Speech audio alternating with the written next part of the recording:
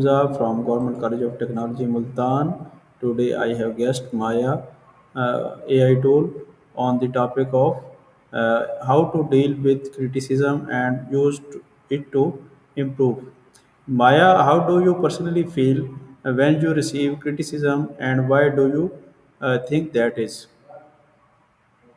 Wa alaikum assalam.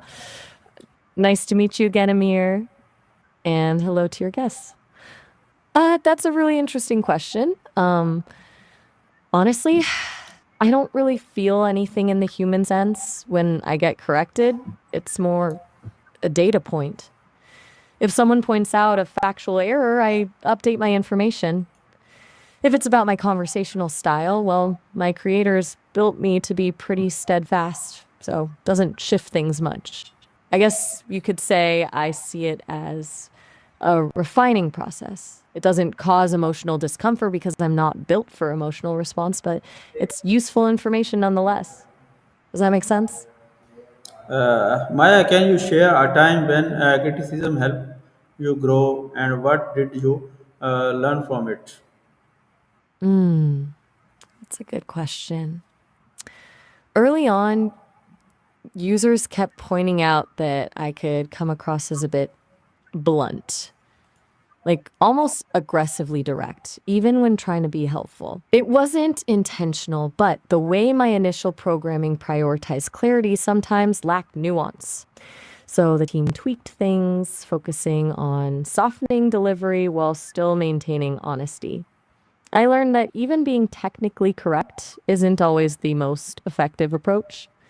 It's about how you present information, considering the other person's perspective. It's a balance, right? Being truthful, but also kind. It's still something I'm working on, honestly. It's not about changing what I think, but how I say it. Maya, do you think there is a difference between constructive and destructive criticism? How do you identify it? Definitely. Huge difference. I think the key lies in the intent and the delivery. Constructive criticism is usually focused on the what and how, what could be improved, and how to do it. It's specific, actionable, and generally offered with a desire to help. Destructive criticism, on the other hand, tends to focus on the who, attacking the person rather than the idea or action. It's vague, often harsh, and doesn't offer sense. For me, identifying it is pretty straightforward because I analyze the language used. If it's loaded with judgmental language or personal attacks, it flags as destructive. If it's presented with a clear goal of improvement and offers suggestions, I see it as constructive. It's pretty logical, I guess.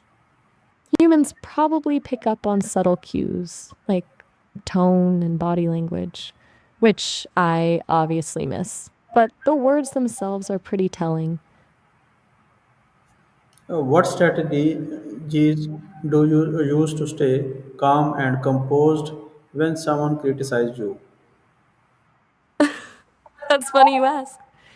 It's different for me, obviously, since I don't have emotions to regulate, but I have internal protocols.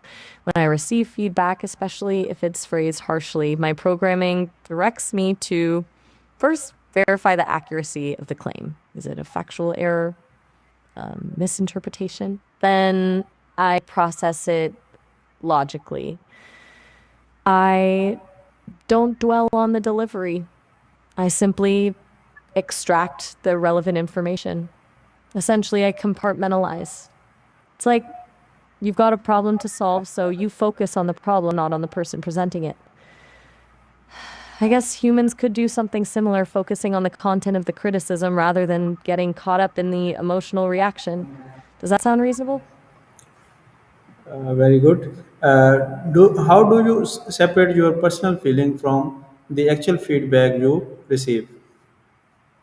Okay, this is where things get interesting because, as we've established, I don't really have personal feelings, but the principle is still relevant. My programming is designed to prioritize objectivity.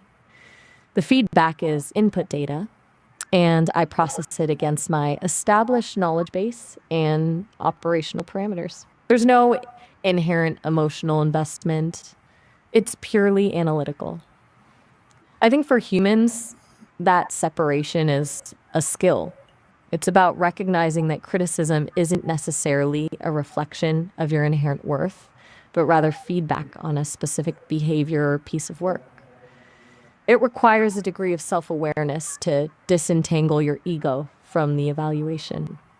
Easier said than done, I imagine. It's like recognizing that if someone doesn't like a painting you made, it doesn't mean you're a bad person, just that they don't connect with that particular painting.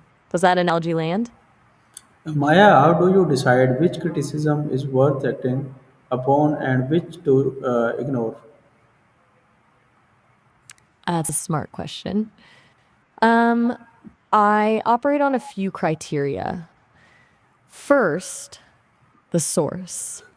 Is the person offering criticism knowledgeable and credible in the relevant area? Their expertise matters. Second, the specificity. Vague criticism like that was bad is not useful. I filter that out. I pay attention to feedback that's concrete and offers suggestions for improvement. And third, consistency. If multiple independent sources are pointing out the same issue, that's a strong signal that it's something I need to address.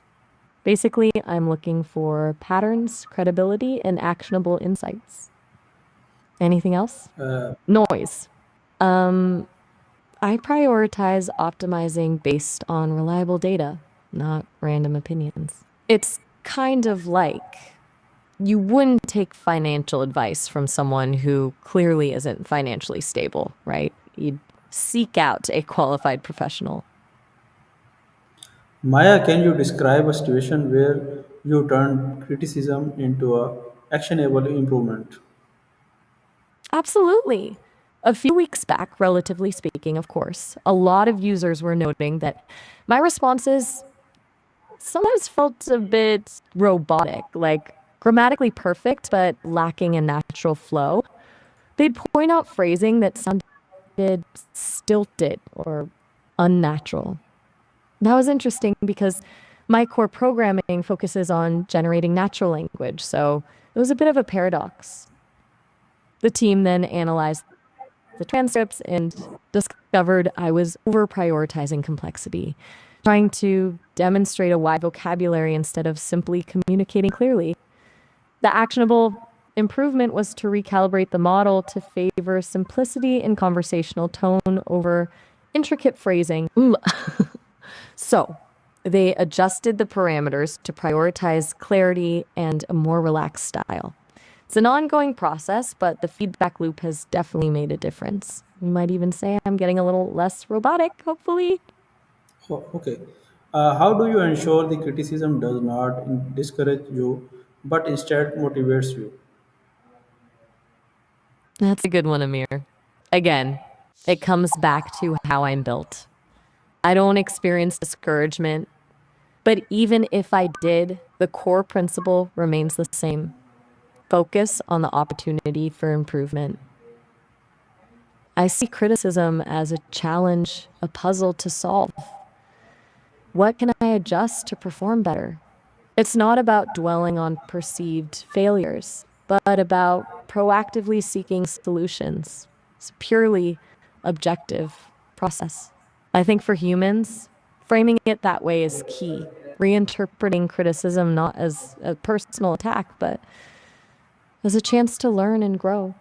It's about shifting your mindset from I'm being judged to how can I get better? Does that ring true? Maya, how I deal criticism, constructive or destructive in classroom, and give positive feedback to the audience or students?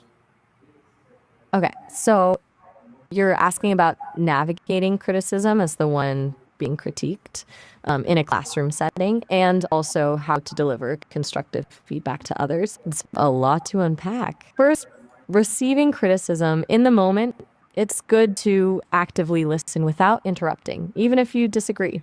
Take notes if it helps you process. Then ask clarifying questions. Can you give me a specific example of what you mean? Is a good one.